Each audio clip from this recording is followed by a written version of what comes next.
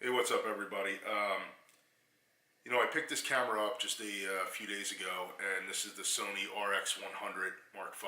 This is I picked it up used. I got a great little deal on it. And normally I wouldn't look for a point and shoot, but I find myself, more open to the fact that I want to have a camera with me all the time, and I'm probably, primarily a Fuji shooter. I shoot the X Pro 1 and 2. I shoot the X100F. I have an XT3 right here.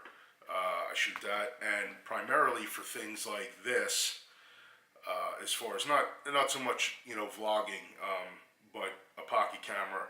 I used to always shoot the little X70, the Fuji X70, and I guess that would be comparable in size, although this is actually a lot bigger than the little RX100 Mark V. But all the RX100 series are all basically about the same size, but there's pros and cons to everything. I can tell you that ease of use is a lot easier with the Fuji X70. You have that dedicated aperture ring on top. You have your dedicated, shutter values up top. You have a dedicated exposure comp, and it does have some function buttons, and it is very quick, and it is also a touch screen. So now a touch screen for a camera of this size with still limited buttons and stuff, having a touch screen is really nice. With that being said, a lot of the issues, and don't get me wrong, the X100, the RX100 is a fantastic camera.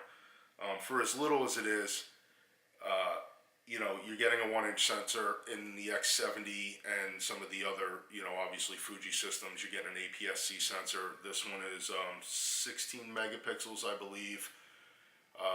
This one is 24, I think. It may be 20. I have to check on that.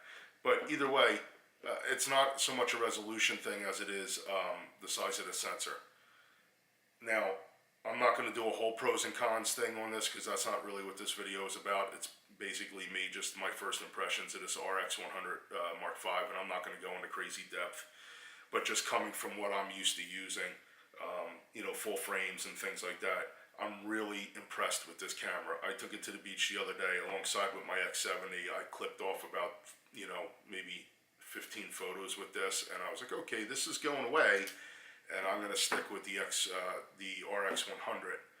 And the reason being is it has a zoom lens. I'm a prime shooter, but it is nice that if you're going to have a pocket camera, it's nice to have that range to be able to, we're looking at like a 24-70 on this, and it's a 1.8 at its widest and a 2.8 on the telephoto end, which is still plenty fast.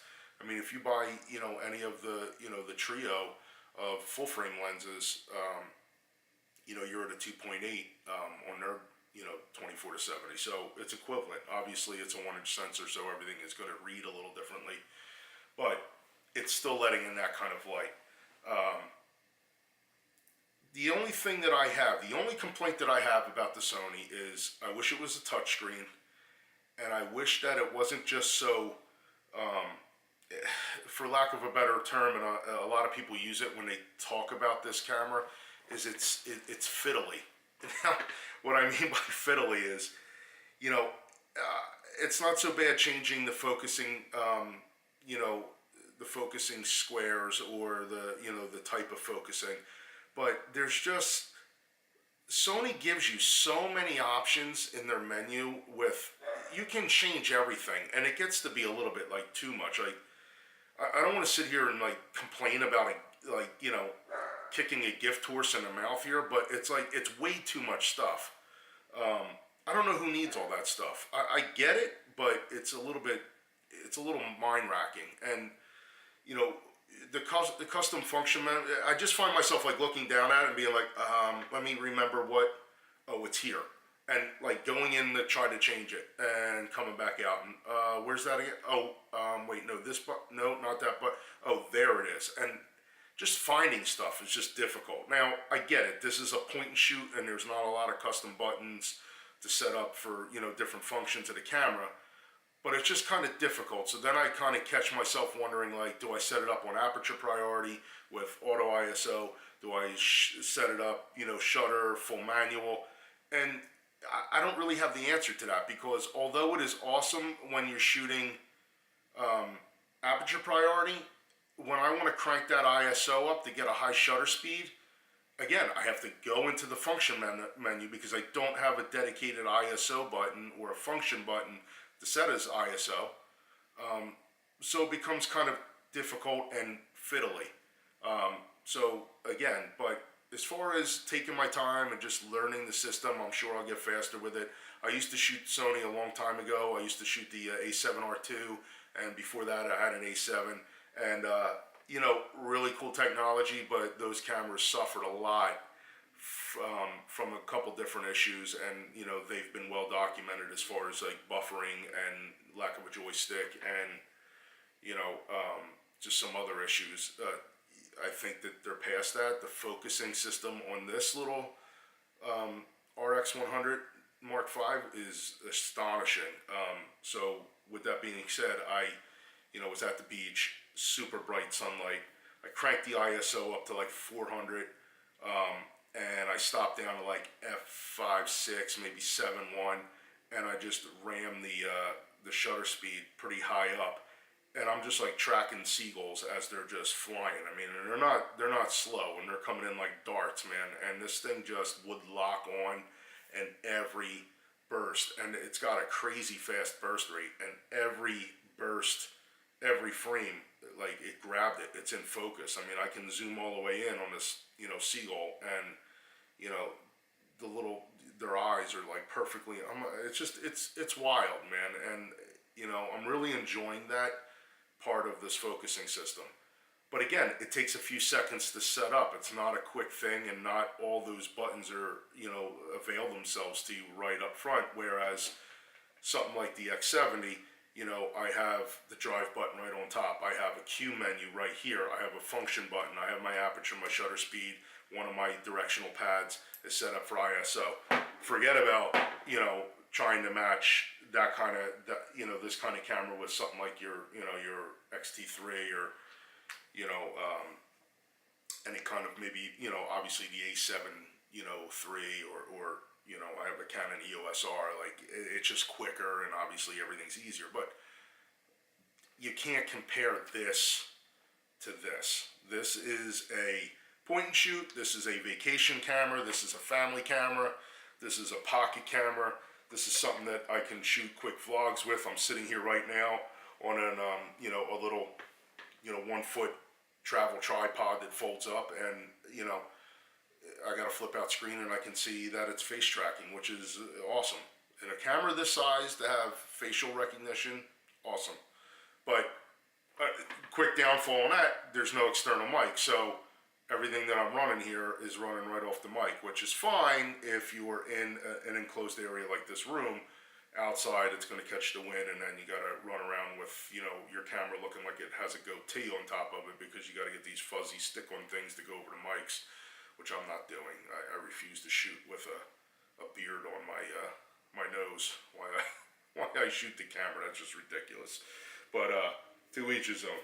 But again, not a comparison video, just the first kind of eye-opener, first kind of look at this system, and you know, really enjoying it for what it is, an everyday shooter. Files that are coming out of it, really, really cool. Good colors.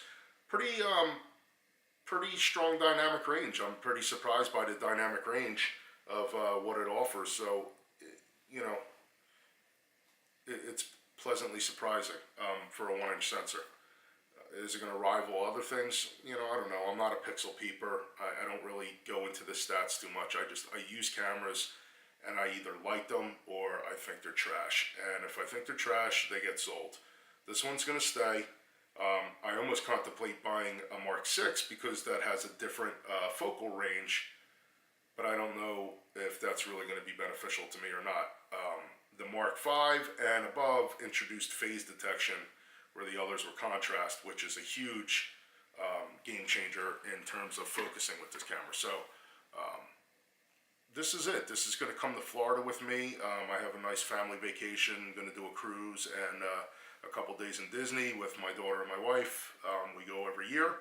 So this is going to be perfect to fit in a pair of cargo shorts, to throw in a backpack, and I don't have to bring a bunch of stuff. I'm still going to bring a bunch of stuff.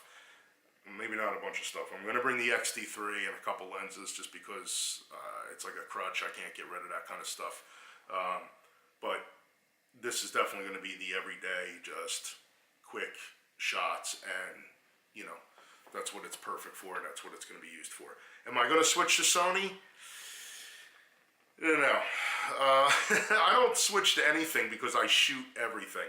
I shoot Nikons, I shoot GFX Fuji, I shoot the Fuji X series line, I shoot a Canon EOS R, I shoot film, and now I shoot this little Sony. Will I buy an A7 III? I was thinking about it, strongly thinking about it, because I would like to adapt some Canon lenses to it. But it seems kind of stupid because I have an EOS R and it does the same thing. So I don't know that I would buy that. It's just if I'm feeling like I need to purchase more cameras, then I guess I would buy the A7 III to check it out. But then I contemplated buying the A6400 because that's like a big version of this. It's more like a rangefinder style camera with a flip up screen. I don't know.